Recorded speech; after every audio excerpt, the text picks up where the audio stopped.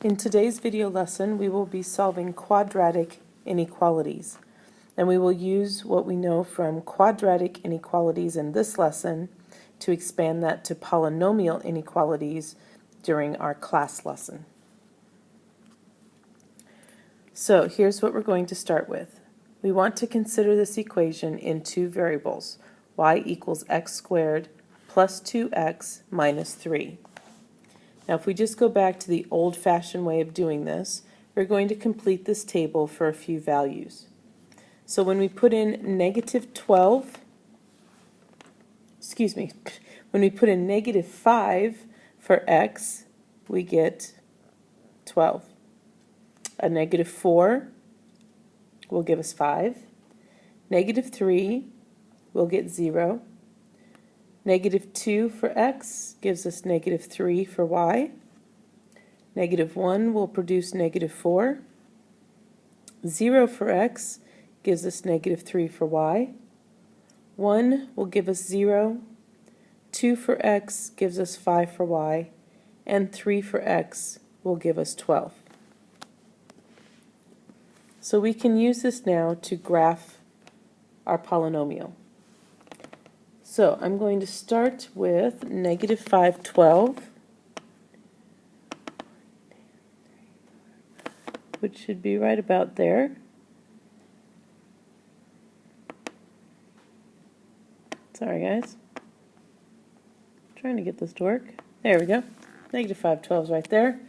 Negative 4, 5.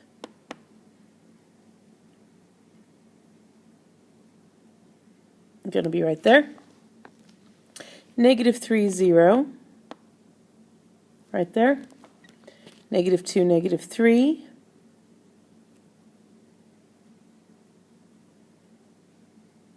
Is right there. Negative 1, negative 4. Right there. 0, negative 3. 1, 0. 2, 5, and 3, 12. Okay, so as best I can, I'm going to approximate a smooth curve here, considering that I am using a iPad mini and a stylus rather than paper and pencil. That's more or less what our parabola would look like.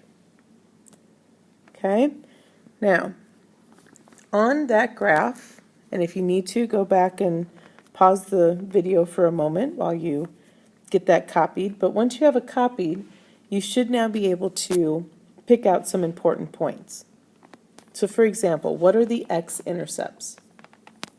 Well, I believe by looking at the graph you can tell that we have x-intercepts at a negative 3 and at a positive 1. How about our y-intercept? Well, our y-intercept is also at a negative 3. Now, in the table, which x values gave us a positive y value for an answer? And I think you can clearly see that they would be negative 5, negative 4, positive 1, positive 2, and positive 3. Those 5 x values gave us positive answers. Oh, let's go back for a second here, because the positive 1 actually gave us a 0, which really isn't considered positive. So we want to take out 1 and just go with 2 and 3. There we go. So those 4 x values gave us answers that were entirely positive. We also got answers that were negative, so the x values that gave us negative y values for answers was a negative 2, a negative 1, and a 0. Okay, now keep that in mind here as we continue. Now graphically, when we have an equation that's in two variables, we get a parabola like the one we drew, and we're graphing it on a coordinate plane that has an x-coordinate and a y-coordinate. Okay? But if I change that into a one-variable graph, we can still think of this parabola in relationship to that graph, but we're now only considering one axis. We're only interested in the x values and what's happening with regards to the different x values. Okay? So when I ask you to solve an equation like x squared plus 2x minus 3 equals 0, instead of being equal to y and giving us a two-variable equation, we've now made it equal to 0, and we just have a one-variable equation. And the numbers that are going to be solutions to this are the x values that gave us 0 as an answer in our table, which are also known as the x-intercepts from our graph. So the -3 and the +1 are the two x values that gave us 0 as an answer. And since they are two distinct values, we would simply say x equals -3 and x equals 1. Now, those 2 points, right here and right here, are the x values where my parabola crosses this number line. So those are the values that make my equation equal to 0. But they're also the values at which my answers change. So here, my answers are positive. All of these y values in this part of the graph are positive y values. And that's what we said just a minute ago. The -4 here, the -5 there, those gave me positive y values as answers. Similarly, on this side, this part of the graph is also giving me positive answers. So the +2 here gave me a positive answer, +3 there also gave me a positive answer. But the numbers in between, right here, those all gave me negative answers. So my -2, my -1, and my 0 all gave me negative answers. So this part of the graph in between here is full of negative answers. And where I change from negative to positive, so from negative to positive, that happens here at these x-intercepts. And x-intercepts come from our zeros. Zeros come from solutions of the graphs when we're equal to 0. Remember, that's all interrelated to each other. Okay? So, if I change my equation now into an inequality, and instead of asking when does x squared plus 2x minus 3 equal 0, I now ask when is x squared plus 2x minus 3 greater than or equal to 0. The first thing I need to look at is where do we get those changing points. So anytime I do a problem like this, the first thing I have to do is factor it as if, oops, sorry, should be a minus. I need to factor it as if we were talking about an equation so that I can find out where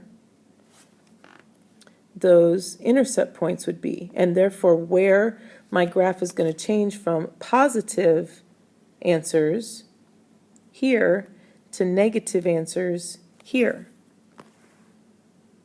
Okay?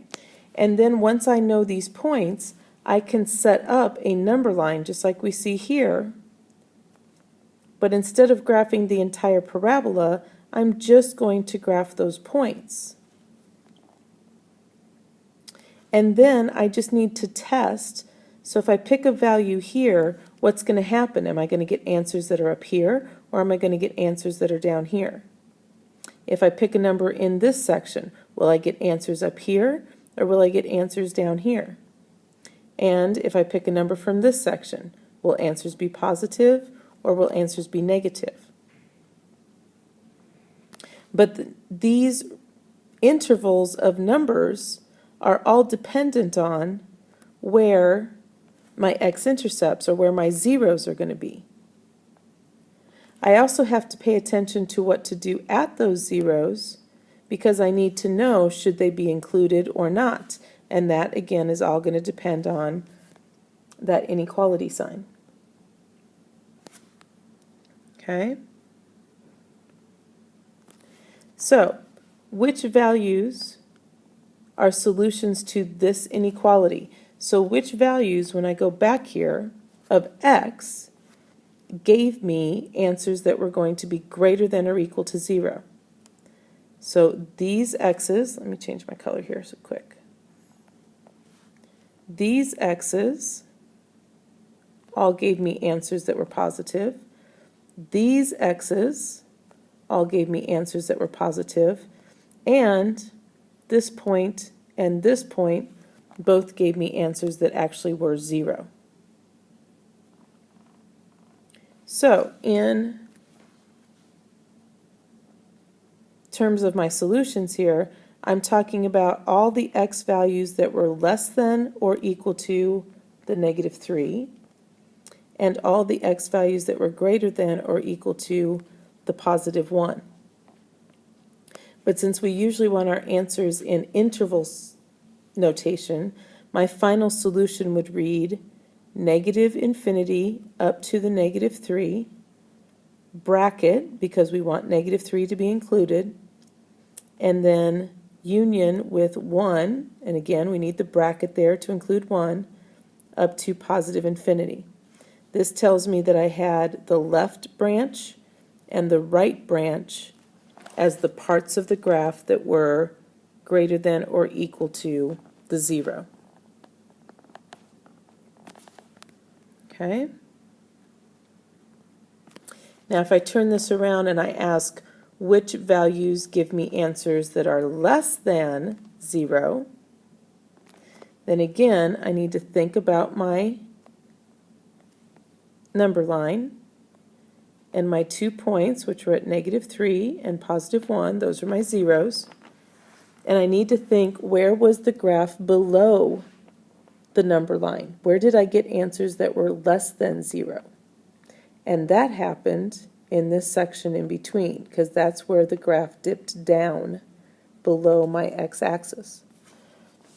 So those would be values that would be in between -3 and +1, or an interval notation, bracket -3, comma 1, with another bracket. So essentially what we're saying is, if you are given a particular inequality, let's say x squared plus 2x minus 15 is less than or equal to 0, the first thing that you're going to want to do is actually factor this so that we can tell where the zeros are. So this would be x plus 5, and this would be x minus 3. Then set up a number line and establish where those two zeros are going to be. So this would be at x equals -5, and this would be at x equals 3. So -5 is the smaller number, 3 is the bigger number. Now what's going to happen at those points? At those points is where y equals 0. And yes, being equal to 0 is acceptable. So we're going to make sure we put in closed dots at both of those points. to show we can include -5 and +3. Now, to decide which of these sections hold the solutions, we're going to need some test values. So we're going to choose test values. Here, I'm going to need something that is less than a -5, so I'm going to pick -6. Here, I'm going to need something that is between -5 and 3. 0 seems like a good choice for that one. Let me try that again. And in this section, I'm going to need something bigger than 3, so let's go with 4. Now when you test these numbers, you can go back to either the original or to the factored form to test. And really, you're only interested in, do I get a positive or a negative answer? So you don't even have to completely work out the problem. You just need to figure out if you're getting positive or negative. So if I put -6 into the first factor and then put -6 into the second factor, I can tell the first factor is going to give me a negative answer. The second factor is also going to give me a negative answer, but when I multiply those two together, I'm going to get a positive. So this section here is going to give me positive answers. If I do the same with my next value, which was the 0, putting in 0 in my first factor and 0 in my second factor means I get a positive answer there, a negative answer there, and positive times negative is negative. So this is going to give me negative answers in this section. And then finally, if I put in my 4, 4 plus 5 will be my first factor, 4 minus 3 will be my second factor, positive, positive, multiply those together, we get a positive. So this section is also going to give me positive answers. And so now I go back and look at, well, what did I want? I want answers to this which are less than or equal to 0. So I need answers that are negative. And that happens right here. Okay, so that means the x's that give me the solution that I want are right here between -5 and +3. And since I said I needed to include the -5 and the +3, then my answer is going to be bracket -5, +3 included. All right, so I know that's a little longer than usual, but I just wanted to show you like the whole process of where that's coming from, and that's going to make what we do tomorrow in class, I hope, a little easier when we expand this to polynomials. If there's anything about this lesson that you didn't understand, please make sure you ask about it tomorrow before we start talking about polynomials. Otherwise, have a nice night. We'll see you tomorrow in class.